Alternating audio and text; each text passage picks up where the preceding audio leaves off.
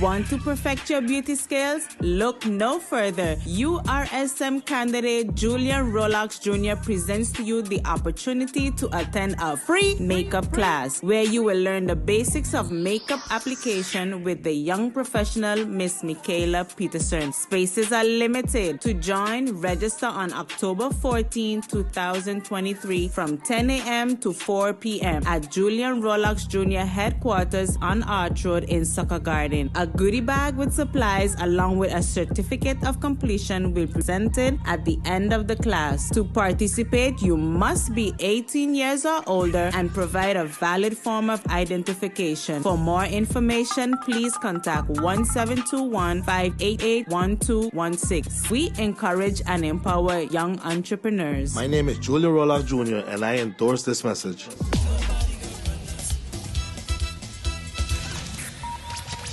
At SXM, we're taking travel and tourism to new heights. Here we boast spacious check-in areas, 10 passport control points, comfortable departure lounges, and an exciting new airport mall. Finally, there's an airport in the Caribbean that takes your travel plans as seriously as you do. Princess Juliana International Airport. The experience will move you.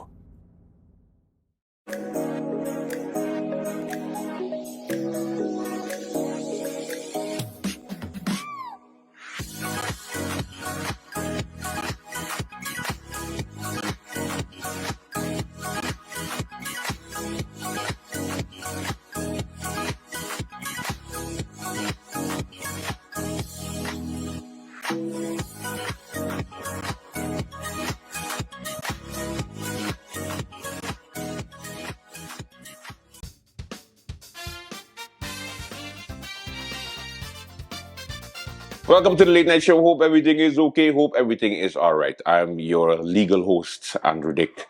I have my ID card, but I forget it. So just in case you're looking for it, don't call immigration for me.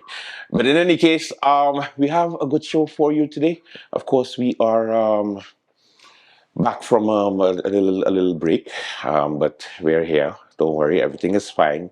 No issues, no problems. Of course, a lot is happening on the lovely island, and that is the election season. It's around, it is here, and we have a interview that the Department of Communication did with the head of the Electoral Council, Richard Gibson Jr., giving you the latest information as to the party registrations and also postulation, the processes, what parties have to get, what they don't have to get. We try to bring you real news, real information, and factual stuff. Okay, so here is the breakdown, the explanation, and let's begin. Can you provide an overview of the role and responsibilities of the Electoral Council of St. Martin? The role of the Electoral Council is primarily to register political parties, make decisions on their request for registration, and also to supervise the reporting of the political parties on their finances. The idea behind the law is to enforce as much as possible an integral political functioning of the political parties on St. Martin, and to avoid as much as possible conflict of interest situations by, capping the amount of donations that political parties and political candidates receive on an annual basis. Who are the appointed members of the Electoral Council, and who's responsible for appointing those members to the council? The council consists of 3 members, myself as the chairman of the council. Then we have Mrs. Narissa De La Rosa as a vice chairperson, and Sandy Ford as treasurer of the council.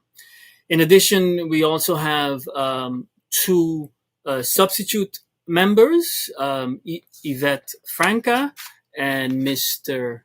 Ahmed Bell as substitute members. So in the event one of the members are not available, they can always sit in for any of the members that are not available for particular meetings. The members are appointed upon the recommendation of an appointment committee consisting of the president of the Common Court of Justice, the vice chairman of the Council of State, and the chairman of the Audit General Chamber. So that's, in a nutshell, the process for the appointment of the members of the council. Criteria and requirements must political parties meet in order to be able to be eligible for registration with the Electoral Council? First of all, it's important that the party organize itself as a formal association. So that means you would have to go to a notary and request a notary to draft articles of incorporation for the association. And the reason why that is a requirement is because legally associations have members, voting members. So it's also to encourage the democratic process within the political parties themselves with voting members. There are also some requirements that are stipulated in the law, in particular in Article 15 on the Ordinance on the Registration and Financing of Political Parties. There are about 16 requirements, and some quite obvious, such as the name of the foundation of the association and the purpose of the association. But I think it's important to highlight the crucial requirements as it relates particularly to voting and elections. The articles must contain a provision limiting the voting rights of members to members that are eligible to vote in the general elections.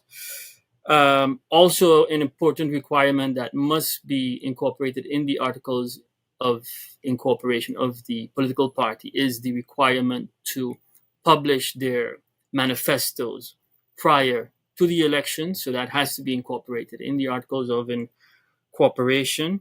And there must also be a procedure to establish the candidates that will take part in the parliamentary elections. And to register with the council, it is important that the request must be submitted to the Electoral Council in writing. And also, along with that request, the aspiring political party must also indicate who will be the party representative. So that would be the person who would correspond between the Electoral Council and the political party. And along with the registration, the party must also submit the party reference, the desired party reference. So in other words, the reference of the party on top of the voting ballot, so to speak. Those are, in a nutshell, the requirements. Okay. So the timeline involved in the registration process for political parties leading up to the parliamentary elections. To explain what is the timeline itself. As has been mentioned in the media, be sure to check out their website for more information, especially if you're the upcoming interested elections in registering January yourself or your political year, party so with the Electoral Council. Be sure to visit their website. And as I understand it, postulation date has been scheduled for November 22nd of this year. And the law states that if a political party wishes to participate in the upcoming elections, that they must submit their registration at least 6 weeks before postulation date. And that is not specific to these upcoming elections, but that is just general for any upcoming elections, that they must register or at least submit their registration 6 weeks before postulation date. So we have made a little calculation, and 6 weeks prior to postulation date brings us to October 11th of this year. So to be very concrete, any political party that wishes to take part in the upcoming elections, they should have their registration in by October 11th of this year. What role does technology play in the registration and finances of political parties? Well, yeah, the Electoral Council tries to remain current as much as it can with with the current technological possibilities that we have at our disposal. For example, we have just put in the air a new website. It's not the most sexy website, but we consider it to be our priority to at least have a functioning website in the air, also in relation to the upcoming elections, so that the public can be properly informed. But also with regards to the political parties and reporting, we try to make it as easy as possible by also providing the possibility of submitting the financial reports and the donation reports via our website online. So we try to keep up as much as possible from that point of view. And of course, with the possibility of having online meetings, we intend to make use of that, but we haven't really had the need to do that as yet. But for emergency situations, of course, we will have online meetings when necessary. But we prefer face-to-face meetings because the interaction is a little different than online meetings. So how does the Electoral Council cooperate with other institutions to ensure safe and fair elections? Right. So strictly speaking, the Electoral Council does not have a formal role with other governmental institutions. Though we communicate with the voting bureau, we have recently reached out to them and try to make contact to see if we can assist each other in whatever aspect is necessary. So from that point of view, we cooperate with the voting bureau. The only formal role that we have with another institution, as written in the law, is with the Stichting Overheidsaccountants Bureau, better known as SOAB. And they are available by law to provide us with advice on the financial reports that are submitted by the political parties and their candidates. So that's the only formal role we have with another institution. But of course, we're open to cooperate in any way we can with any institutions that would, facilitate democratic process integrity with the political process on St. Martin. Mr. Gibson, I want to get into how does the Electoral Council, well, let me start off first by asking challenges that the council might have faced over the last from 2010 in its formation to now that might have come up, that might have impacted the carrying out of the mandate of the Electoral Council. Is there any obstacles that the council might have faced? First, I must indicate that the current composition of the council did not exist at the time of the last parliamentary elections. So the current members of the council, they have not experienced a parliamentary election in their current role as members of the council. However, as mentioned, the Electoral Council does not have a specific role with regards to the elections themselves, and that is primarily with the voting bureau itself. So we are not exposed to any challenges as it relates to the elections themselves. But as I said before, if any issues arise and we can be of assistance to the voting bureau, we are, of course, open to assist in any manner that we can. How does the Electoral Council ensure transparency and accountability in its operations and decision-making processes? Um, well, what the Electoral Council does, it tries to publish as much as possible the decisions that are made. We also publish them on our website for the public to see. But also by law, and with one of the most important decisions of the Electoral Council relates to decisions to admit or allow a aspiring political party to be registered. The law prescribes that the party representative of the particular political party is allowed to sit in the meetings of the council where the council deliberates on the acceptance of the registration of a political party. So from that point of view, the process is very much transparent. How does the Electoral Council address concerns about the influence of money in politics and the potential for corruption? Well, that is actually the raison d'etre of the Electoral Council. So the reason for the existence of the Electoral Council and the requirement for the political parties and their candidates to register their donations by having them register, it would be possible for the council to review and see what donations are received. As mentioned before, the amounts that the parties can receive have been capped by law. So it's capped at 50,000 guilders per political party. But 50,000 combined, so the political party and the candidate combined. As it relates to the party alone, it's capped at 30,000 guilders, and an individual candidate, it's capped at 20,000 guilders. So combined, that would bring you to a total of 50,000 guilders.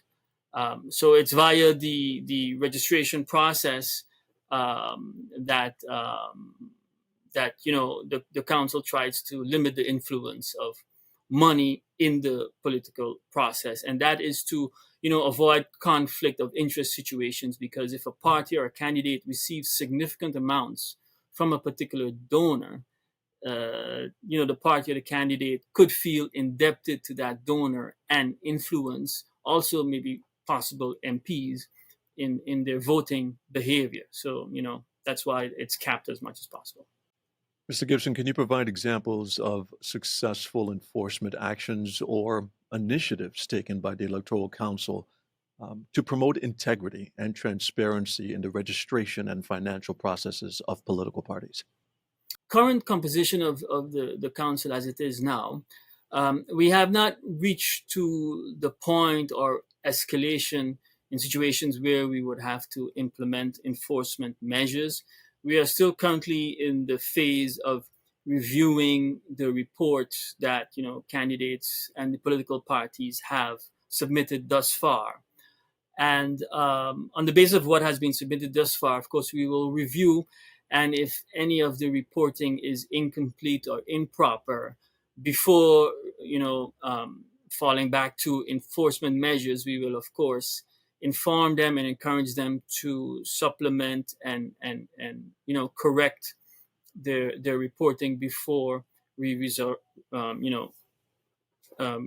to enforcement measures, because it's not primarily handing down enforcement, but it's encouraging the political parties and their candidates to report as much as possible and as accurately as possible. And only in extreme situations, I believe, we would then have to resort to enforcement measures.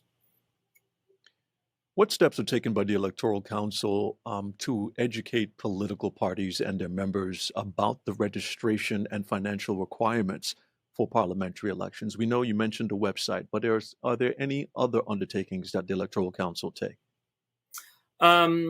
Yes. So number one, by accepting invitations such as this one for interviews, for which we would like to thank you once again for giving us the opportunity to inform the public on the manner in which the Electoral Council functions.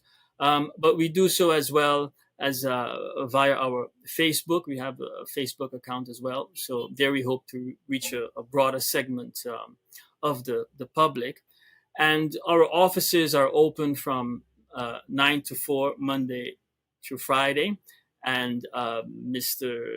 Christopher Hazel, who's our policy advisor, is available to assist any members of the public that wishes to visit the offices with any information that they require. So in a nutshell, that's what we try to do as much as possible to inform the public. So how long does it take to get a decision after the application and registration is completed at the council?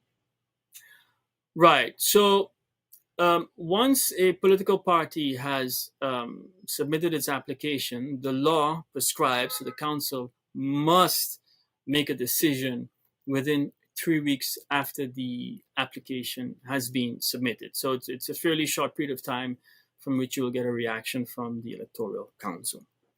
However, if the application turns out to be incomplete or improper, the Electoral Council would give the aspiring political party a period of time of 1 week to, supplement or correct the application. Once that has been done, it has been corrected, then the council has another 3 weeks to then decide on the amended application. If at that point it is not correct, then the request for registration would be denied. And so I think it's important to point out that any political party that wishes to take part in the upcoming elections, that they should not wait until the last moment for registration, because if it turns out that the application is not complete, and even after getting a 1 week reprieve for correction and it's denied, you will be forced to then probably submit your new request after October 11th, and that will result in you not being able to take part in the upcoming elections. So I urge them to register as soon as possible. How frequent must donation registration be submitted to the Electoral Council, and what other financial reporting requirements do political parties have to adhere to?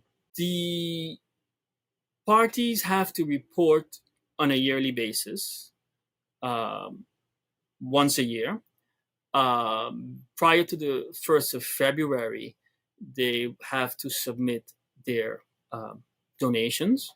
The party has to submit all donations received, so the donations submitted to the party as well as the donations that have been submitted to the individual candidates. So that has to be done on a yearly basis prior to February 1st. Also, prior to April 1st, the parties have to submit what we call their annual reports. And in the annual report, they have to indicate who the current board members are, the amount of paying members, the amount of dues received from the members, and the activities that the political party conducted in the prior year. And along with the annual reports, the political party also has to submit their financial reports. And in the financial reports, they would have to report their equity position at the beginning of the year and their equity position at the end of the year. So in a nutshell, they would just have to report their total assets at the beginning of the year and at the end of the year. And then, you can see if there are any mutations from that point of view. Also, they have to submit a list of income and expenditures along with the declaration of an accountant with regards to the accuracy of that reporting. And of course, the total amount of gifts that are received does not include the dues that are paid by the regular members. That is completely separate. And it's also important to add that cash gifts or donations above 5,000 guilders are not allowed. Any amounts above that has to be done via, bank transfer. And that's also for transparency reasons. Final words. You have the floor. Yes, thank you very much. I think it's important for me to emphasize that And I believe for the political candidates that as of the moment that you are designated by your political party as a candidate for the upcoming elections, that as of that moment, you have to start registering all donations that you have received up until election day. And then there's one other requirement I would like to emphasize is that 1 month after the parliamentary elections, all candidates must report the donations they have received to the Electoral Council. That's within 1 month after the elections. And I think I should emphasize that if they do not adhere to that time frame, that it is a criminal offense and it's threatened with detention of 3 months or a 10,000 guilder fine. So I urge all candidates to please report on time to the Electoral Council. No, but MP Bryson, look, MP Bryson, this is exactly why I have confidence in you. You're a very intelligent young man. I know that from day one when I met you, which you know how that goes. Yep. And this is the level of discussion you need in Parliament, right, in those committees. I hope the audience and the people are listening. This is Parliament right here would love nothing better than to say, let's allocate 10 million guilders towards helping our issues in social needs and so on. But how are we to do that when we have all of these conditions of, well, you can't get more liquidity, you need to cut, you need to do this. Many of us feel like we're in a position where we can't fully extend our ability to legislate. But my decision is to stay where I'm at. At the end of the day, the way that MP Rolando Bryson leads, he allows me to work. He gives me that freedom to work. It's not always a phone call of pressure or do this, do that, don't do this, and that's part of the reason that I'm able to produce. Any of the difficulties that this government faces today, I didn't sit down, do nothing, and have my staff write press releases. No, I got up and asked myself from opposition benches, what can I do? So I read my constitution, the one I swore to uphold, which gives us the rights to bring laws, to bring amendments, interpellation rights, inquiry rights. So we asked ourselves the questions at the time, what have we done? Regardless of... He has represented this country qua what is expected of a parliamentarian professionally, and I can align myself with that. Simply gone through a very difficult economic time and are simply asking of the tax department an opportunity to have a payment plan. And it seems that this is really done kind of like if they feel like how you talk to them, it's extreme.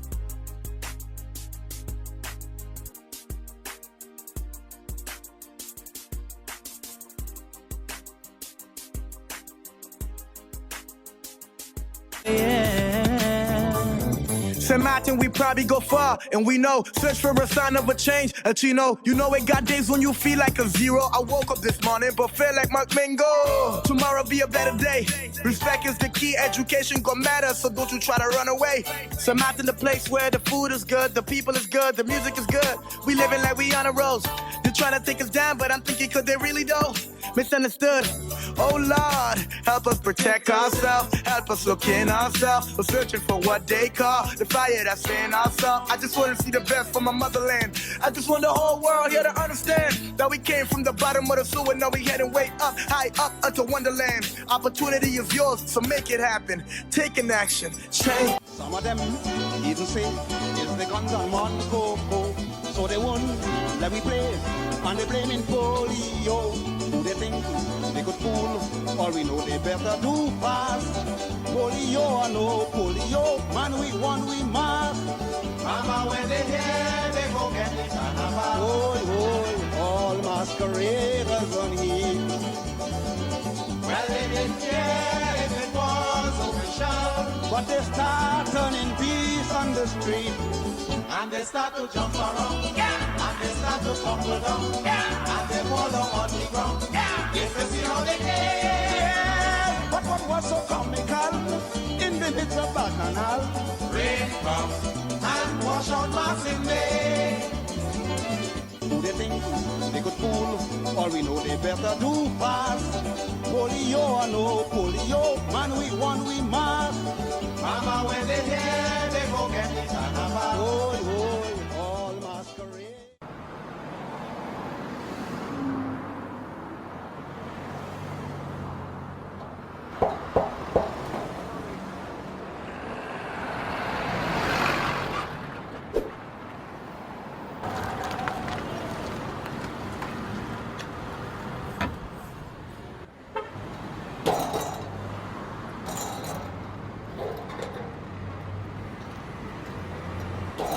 Qu'est-ce que tu fais là? Qu'est-ce que tu fais là? But sorry, no sir.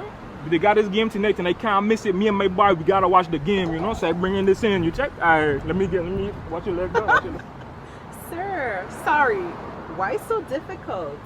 Look, I'm watching TV here on my phone with the Tel TV Plus app. You really gotta upgrade.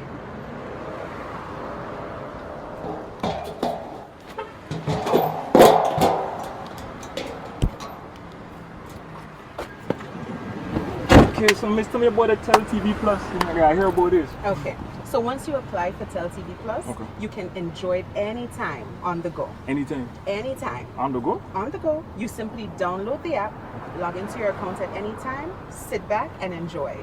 You will never have to miss your match. Yo, bus driver, take me back to tell him now, please.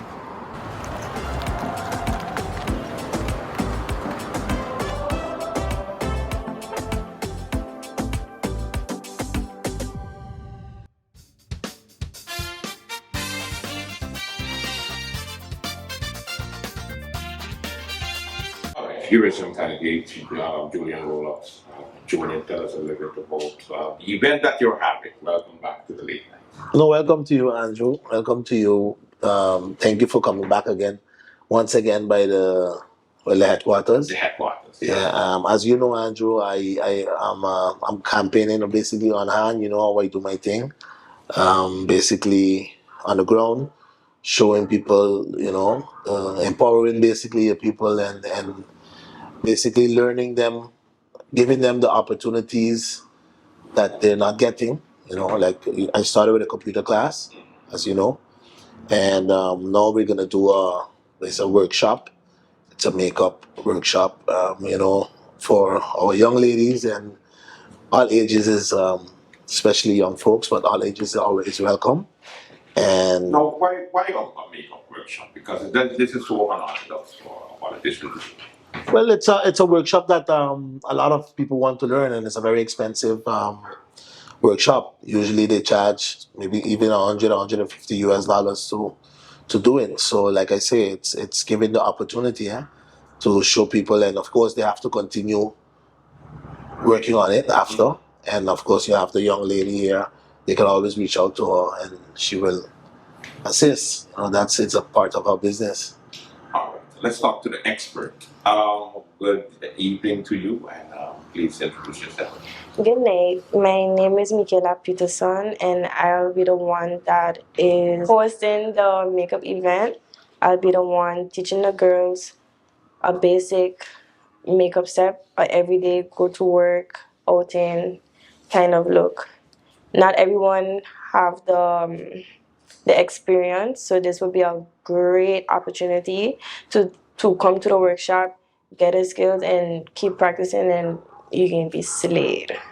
Now, I know for sure usually people they don't know, so they just look at the YouTube tutorial quick and they put on. But you know, sometimes they don't think on the skin tone, they don't think on the facial features, and instead of looking, you know, good, they end up looking a little bit too much, a little bit too much. So exactly. I'm sure that you get that a lot, and people have a wrong perception when it comes to makeup. Exactly, and this would be the perfect opportunity where you can find your skin tone, find your perfect shade of powder, and you wouldn't have no issue. Now, sometimes you have discoloration, sometimes you have, you know, some persons who never used makeup before. Mm-hmm. How do you deal with persons like that?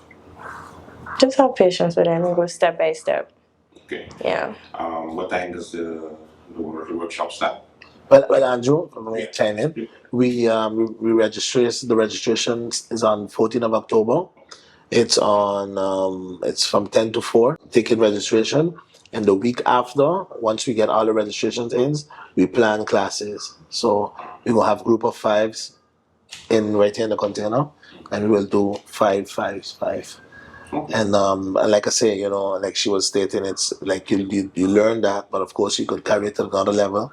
As I say, another opportunity, you know, maybe even start your business, you know, and then know certain things about makeup. And it's important, Andrew, you know, you got to give the young folks the opportunity to be open to do business, especially now things is expensive. You know, maybe you want to do somebody makeup carnival time, you make an extra change. I don't know, it's possible. Yeah, because I'm sure that many people Definitely. For those type of things. Okay, well, good luck. And I just want you to encourage those, especially those shy ones, to come out to the workshop and try something new. Yeah, don't be shy. I myself shy. We can have a great time. We just be confident and come out. You're going to have a great time. And it's free, yeah? Oh, yeah. So it's free. Free, guys. No fee. No And charge. I know it's gonna have some folks, but we're planning to do a second session. So we're gonna do one session and then we're gonna plan another one while we go. All right, thank you. Also, I saw this interview from 2019 from Sylvia Jacobs when the then member of parliament was appointed as the formateur to make the temporary government to organize elections. And of course, then they end up winning the elections and forming with the United People's Party. And now we are 3.5 years later. It's interesting when you look back at these type of interviews because this was the humble, the people's defender, the opposition member, Sylvia Jacobs, who had an idea of, how the government is supposed to work and how she's going to form a cabinet that is going to work for the people, going to fix the hospital, fix the airport, fix GB, fix everything that is broken in this country back in 2019. And now that we look back at, 3.5 years, the question is, did she deliver? Let's take a look back at that interview.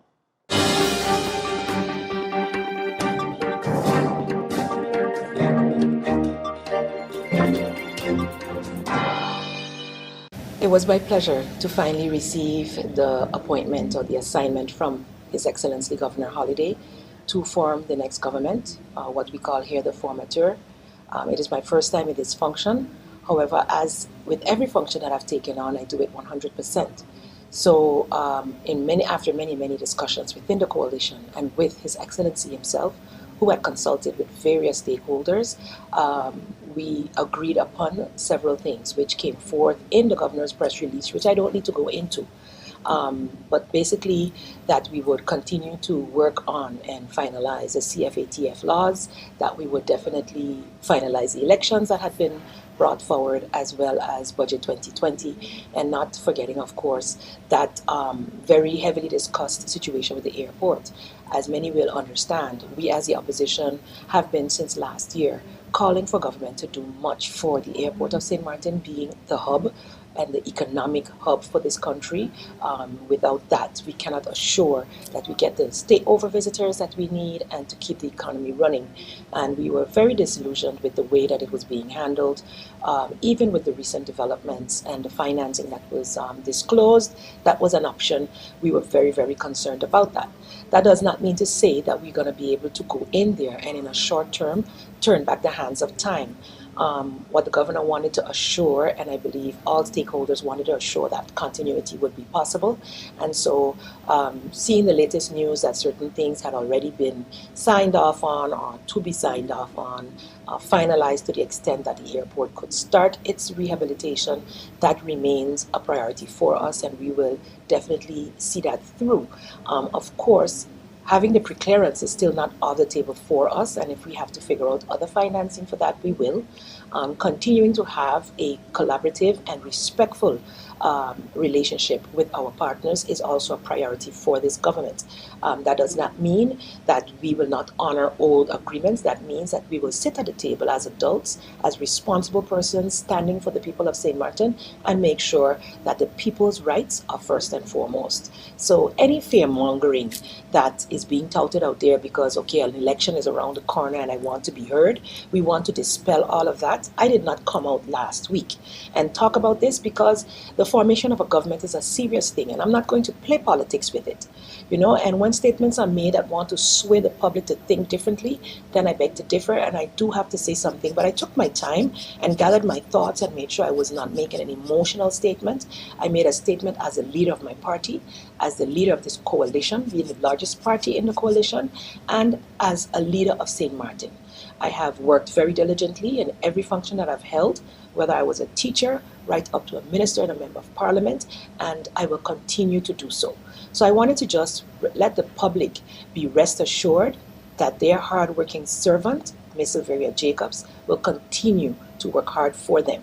Regardless, we have a very good track record as the National Alliance, as you well know, and we will continue to put the people first. St. Martin's, economic development, the persons who are the most vulnerable, getting our airport, our infrastructure, our home, the shelters, all of that back to where it should be and at a better pace than where it was going at this point is what is our priority. Of course, we do not have all the information. We have been asking for information for the past year and a half, and we've been getting tidbits. So, of course, the biggest part of moving forward is having all the information, and I look forward to being able to gather that in the interim. How long would it take you to form the government to be, because there's not much time before the election? Right. And especially now that it's been pushed up a bit, we do have a bit more time. It's still not much, a few weeks. But I received the assignment last week, Monday, and today, the 7th of October, I have another meeting with the governor to present the candidates that we have put forward. And after that meeting, we'll be able to determine how much longer it would take. But I have been doing my due diligence over the past week, and I'll be ready for that meeting this afternoon with His Excellency, and then we can move forward. So I would like the public to understand that we have an interim government that will come in. It will come in as soon as we can get them through the process, and I'd like your patience as we go through this process, which is part of our Constitution. Okie dokie, that is it for the Late Night Show. Thank you so much for watching. Thanks to Mr. Golux and, of course, our special guests, his special guest. Of course, make sure you check out, that workshop. It's going to be pretty interesting. It's going to be, I was going to tell him that I was going to come, but I don't need no makeup. I do have some suggestions for people who need makeup, because the way they're acting these days, you never know. Anyway, thank you so much for watching. Until tomorrow, have a good one. Bye-bye.